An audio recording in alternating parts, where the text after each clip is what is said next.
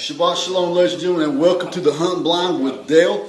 I have something on the board here that we're going to be talking about. There's been some YouTube theology out there that the Star of David is actually a pagan symbol. So we're going to get down and we're going to find out, is the Star of David a pagan symbol? Now, a lot of people say that it's a pagan symbol because it has 6 sides. Can some all place you got geometrically of 6 sides is from here, here, here, here. Other than that, that's the only place where you have the 6 sides. This is not a 6-sided symbol. This is a 12-sided symbol. If you count the sides, you actually have 12 sides. This represents the 12 tribes. Okay? 12 tribes.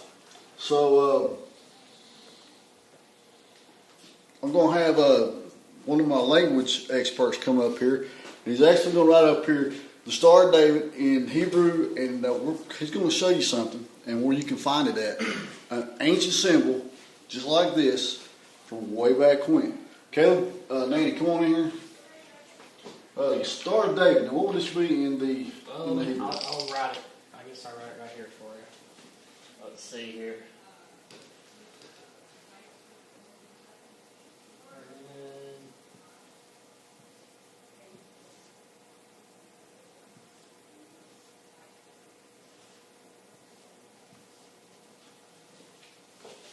Magen David.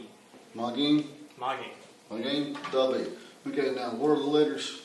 Mem, Gimel, and Nun. And this says Magen, which means star? No. Or what does it mean? It means shield. It means shield. Okay. So, and then That's David. David. Okay. So we actually have the shield of David. Give us a little background on what the shield of David is supposed to be. Well, I think the legend states that David was in a battle and he was fighting and he had a shield.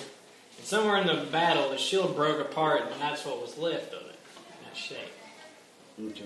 Like I said, I think that's just a legend I've heard. That's just part of the legend. Yeah. Okay. So we have the shield of David. Now, the sources I also read on this says the ancient sages said this is also the way that the congregation was set up in with the tabernacle. So that's just that's just legend from the sages. So yeah, I think another opinion they had was, okay, if you look at it, it's made up of 2 triangles, right? And I think some of the opinion they had was, okay, this triangle that points up represents the love of man going upwards to God, and this one is the love of God going downwards to man. Mm-hmm. They're trying to bring meaning. See, what does the symbol mean, you know? Okay. Now, you showed me some evidence that this symbol has been around for quite a long time and not a symbol of the devil, as a lot of people say. Yeah, a lot of people try to claim, well, this was started in like the early 1900s, late 1800s with the Rothschilds. 1743. Is that what it is? Okay. Okay, because they say, well, the Rothschilds were the first to use this symbol, and that's how it became associated with Jews. Okay. Well, the Rothschilds was actually, they had the Star of David, but theirs was red. Yeah, you look at the Rothschild. That's German for red shield. Okay. That's their red one. That was their symbol, was a red shield of David. Okay. But the symbol goes back way farther than that. Okay. We have remains of a synagogue in Capernaum that has, lo and behold, etched to the side of it. Let's see how well you can see that. I think you take it up there a little bit. Yeah.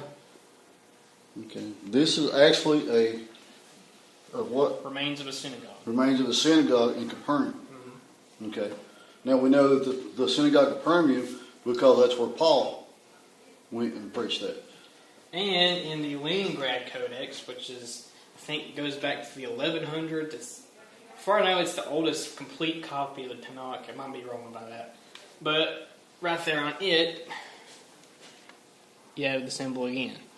This is the cover. I think so. This is the cover. Okay. Okay. Cool.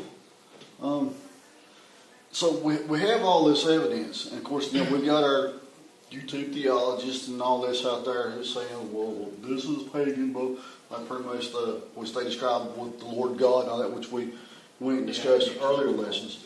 And so, this here, now, you mentioned earlier that you also found another star that was shaped different. Yeah, I recently found out that I believe it's in the place, what we've come to the conclusion is the real Mount Sinai. Okay? And etched into all around this place, I'm not sure, it may not be the real one or not, don't quote me on that, but anyway, all around this place here, there's petroglyphs, things carved into the rocks. And one of the symbols that's carved into quite a different few places, I think, looks about like, let's say, kind of like this, I think. Let's see.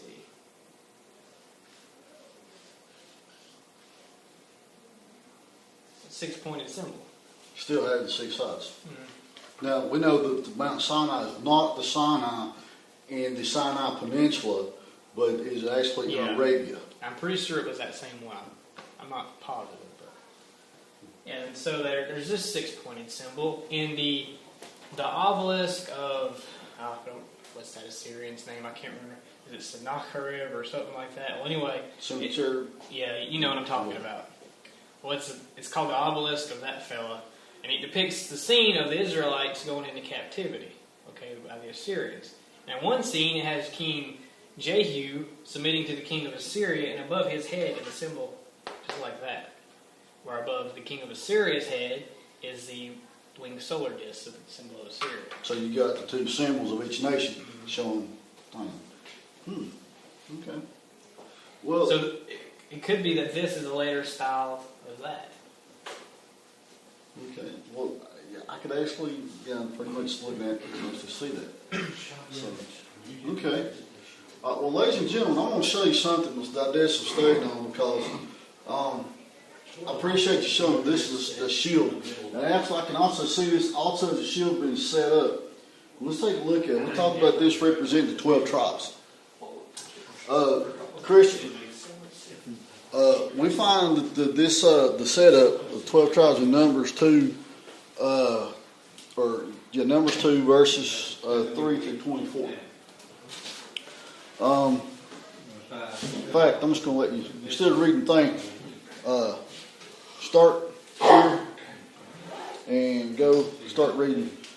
We see this setup with the tribes. I actually do. Let's go. Let's start with verse 2. Start reading verse 2. And the children of Israel shall pitch by their fathers' houses, Come on, every man in his own standard, according to the ensigns, a good way. Stand up, please, sir. Come over here. We're looking here. You think? Shall they pitch round the tent of meeting? All right, let's go ahead and find out who these are. Okay, they're pitching around the tent of the meeting. Okay.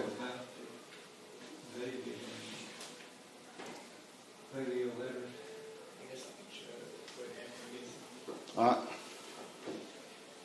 Now those that pitch on the east side, towards the sun rising, shall be the standard of the camp of Yehudah, according to their hosts, the prince of children of Yehudah, being Nachshon and the son of Amabad.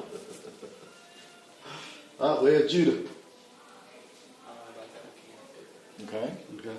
And the hosts of these that were numbered of them 64 4,600. Okay, that's how many? 64 4,600. Which comes out to be 74,600. Okay. And those that pitch next to him shall be the tribe of Yishar, the prince of children of Yishar, being Nathanael, the son of Tazar. Okay, I'm going to put in King James Version. I'm writing this in King James Version. So you had J for Judah, you have I for Issachar. So continue on. How many was in the tribe of Issachar? And his hosts, even those that were numbered thereof, 50 and 4,400. 54,400. Now, if you notice, this is 74,000. This is not everybody. This is the host. What does host mean in Hebrew? It means military. This is the fighting men, ages 22. I've got the ages there. It tells on later on. But this is right here, 74,000 is almost as big as most standing armies are today. Now we have 74,000, 54,400. Let's go next. Who's lieutenant? Let's see here. And the tribe of Zebulun, the prince of the children of Zebulun, being Elavav, the son of Helon. Okay, keep going. And the hosts of those that were numbered, there were 50 and 7,400. 57,400. Okay, continue. All that were numbered of the camp of Yehuda being 100,000 and fourscore 6,400 according to their host shall be forth first. So that's 186,400. That's just fighting troops. On the south side shall be the standard of the camp, Reuven, according to their host. The prince of the children of Reuven being Eliezer, the son of Shedeur. Keep going. Let's see. And the hosts of those that were numbered thereof 40 and 6,500.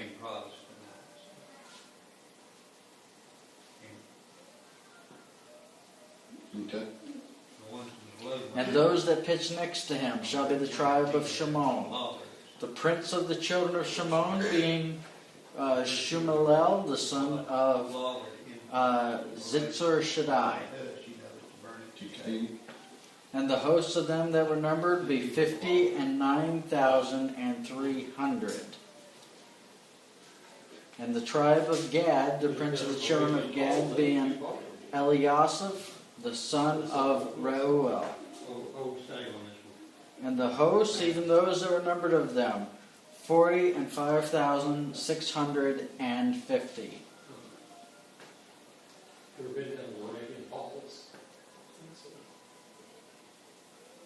46,000 in total. Mm-hmm. And the number of the camp of Reuven, of Reuvel being numbered, I just read that, didn't I? No. And Reuven being the 100,050 and 1,450 according to the host shall be set forth. So we have to the west, we have a standing army of 186,400. To the south, we have a standing army of 151,450. Then the tent of meeting with the camp of Levim shall be set forth in the midst of the camps. As they encamp, so they shall set forth every man in his place their standards. On the west side shall be standard of the camp Ephraim, according to their hosts. The prince of the children of Ephraim being Elishma and the son of Ammihud. And the hosts of those that were numbered 40,500. 40,000? 40,500. 500. And next to them shall be the tribe of Manasseh, the prince of the children of Manasseh, being Gilead and Pedazar.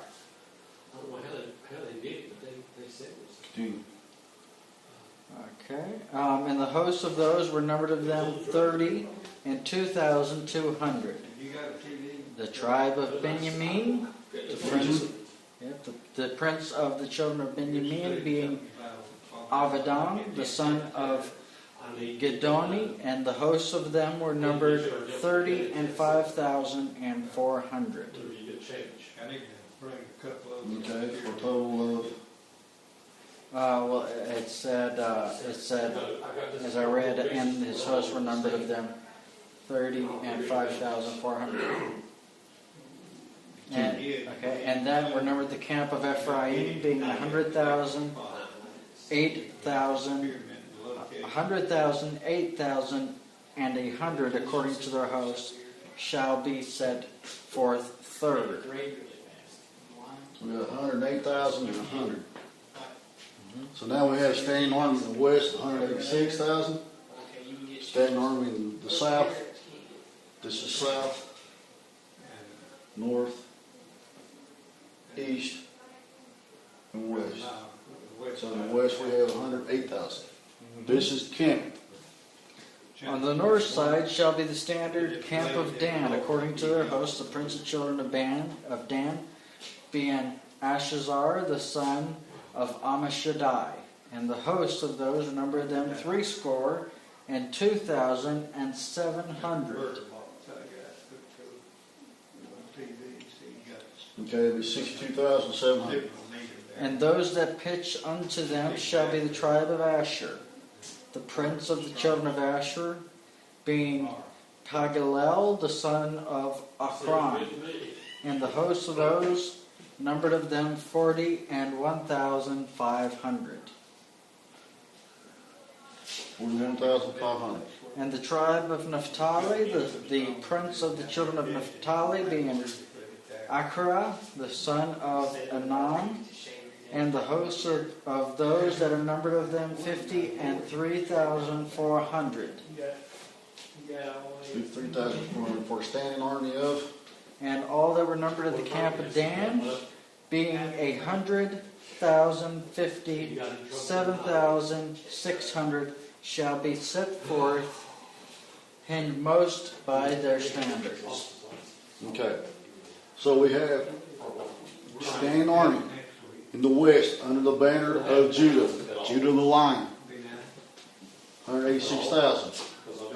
In the south under the banner of Reuben with his banner of the man, face of the man. In the south we have 151,450. In the west under the banner of Ephraim, his banner is the bull, the ox head. Has a standing army of 108,100. In the north we have Dan, which is the judge. The standard is the eagle. Okay, with 157,600 men. Okay, so we see that the two biggest armies here is Judah leading, Dan following, and then Reuben in the south, and then Ephraim to the west. Now, when this was set up, we can see why these guys are, what would you call it, are set where they're at. If you remember, every time you look where they camped, where was the biggest enemies coming from? From the east and the north. You had the giants and everything up in the north areas, and these guys you had some of them that come down from the eastern area. So this is where your two strongest armies were located. So, and we also said we had the Levi that was in the middle. So, now on the march, this is what I love about this formation.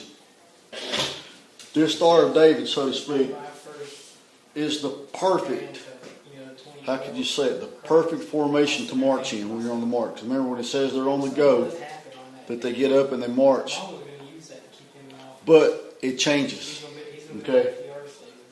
Why does it change? What do we see that changes? We see, and I'm trying to remember where I get Chris to go to and show you how they moved out. I'm thinking it's Numbers 10. It is. Go to Numbers 10.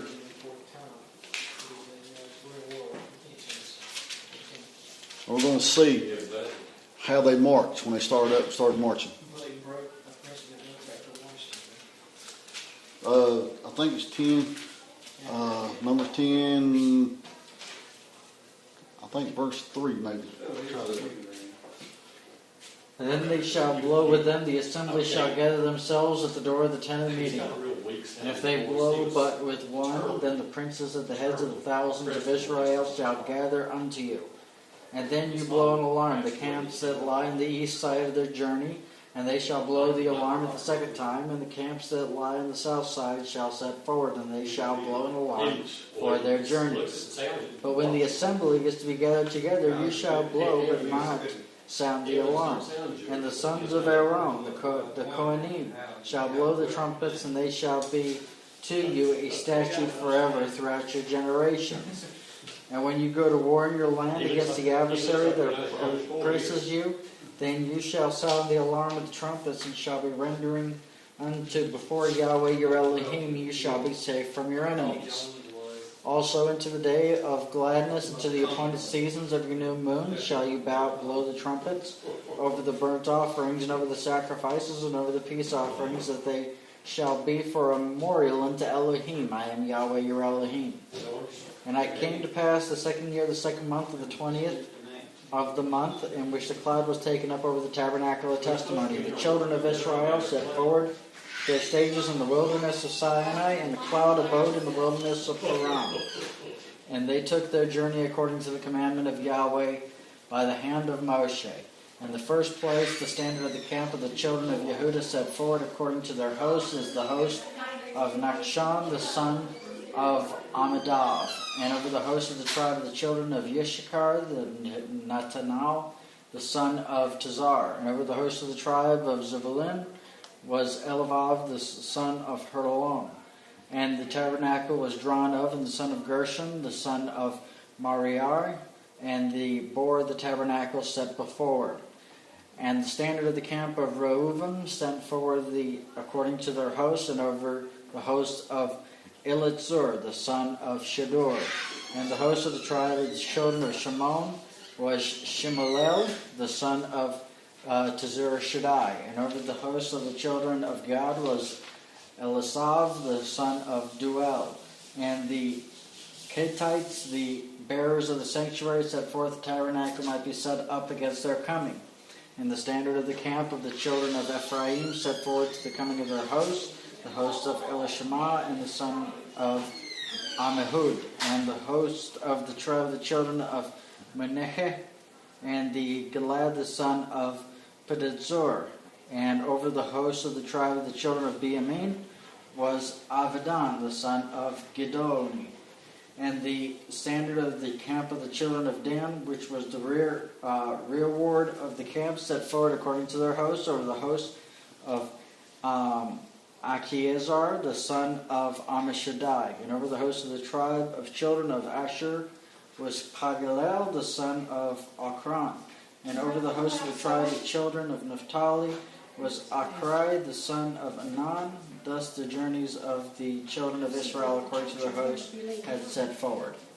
Okay, now what did he say? He said that Judah was the front guard, the advanced guard. Okay, so you got the tribe of Judah, or the banner of Judah. You send the banner of Judah out. What we say they had? A standing army of 186,400. Now you send these guys out in an advanced guard, okay? From a military perspective, if you look at today's tactics, what everything is, and the way that they did tactics, you're going to protect not only your sides, but you're going to protect your scouts and everything's going to protect. So you got these two and Judah protecting the front. So if there's a heavy enemy concentration coming forward, it'll be dealt with here. Now what gets switched up is here. Ephraim is moved and Dan is put to the rear guard. Now we all know that in the military, when you're moving, you protect your lines. Okay? But it says what? That the Ark of the Covenant goes before the host here. So that means they're after the rear guard, after the front advanced guard, and they start the rest of it to clear out the way. Okay? So now, remember, what did we say Dan was? What was the standing army of Dan?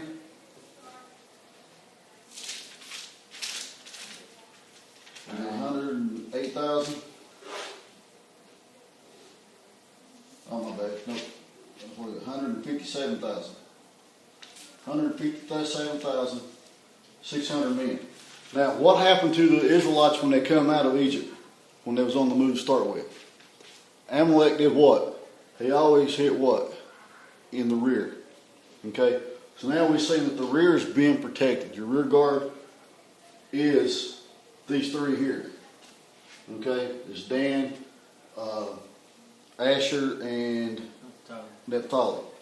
Okay? So Ephraim, Benjamin, and Messiah are moved up. So you got these guys protecting the Levites and stuff. So now, there's an old saying about Dan, because Dan is originally called a serpent, but yet he has an eagle as his banner. Okay? They're saying that Dan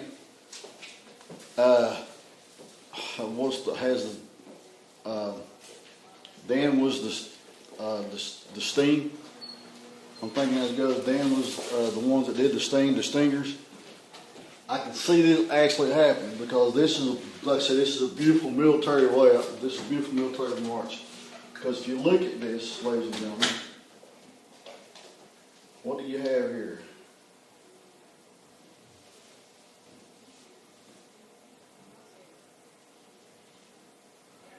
Let's see if I can do it better. If I can even do it.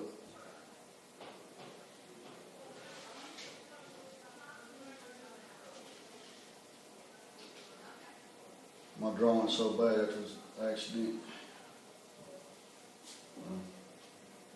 Trying to draw some pictures here, but it's not.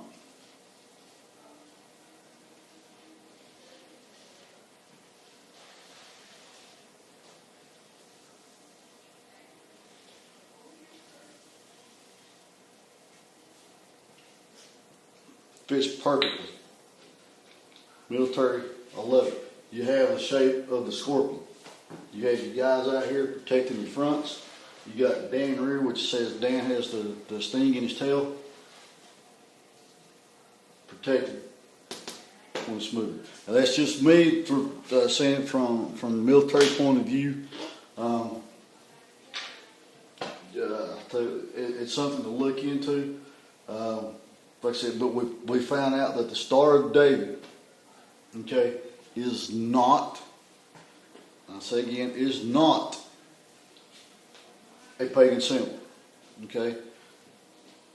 If you hear people tell you that, just look at them and laugh and walk away. We done shown proof earlier that it dates way back. So I'm hoping this is going to be a what was that? So I'm hoping this is going to be something that's going to take your mind off of YouTube theology, the conspiracy theorists, and all this other garbage. Okay, they worry too much on stuff and won't say this. Okay, this is a beautiful symbol of our Creator. Plus, have you ever looked at a crown? This is actually a crown too. If you ever notice, crown has how many points? 6. 6. 1, 2, 3, 4, 5, 6. Okay? You fold that up, you have 6. You have a crown. So I'm hoping that this is going to take everybody and get you out of the. Go back into your word, study your scripture. Don't worry about what these people are saying, because remember, everything that Yod-Heh-Vav-Heh has, Hasatan, our adversary, has something that will counterfeit it. Okay? This is the real thing. So please don't listen to your YouTube theologies or your conspiracy theories. Caleb gave some great examples of stuff and shown some actual artifacts that's still up and available. So, ladies and gentlemen, for myself, the Hunting Blind, appreciate you listening. Can you hear the roar of the lion of Judah?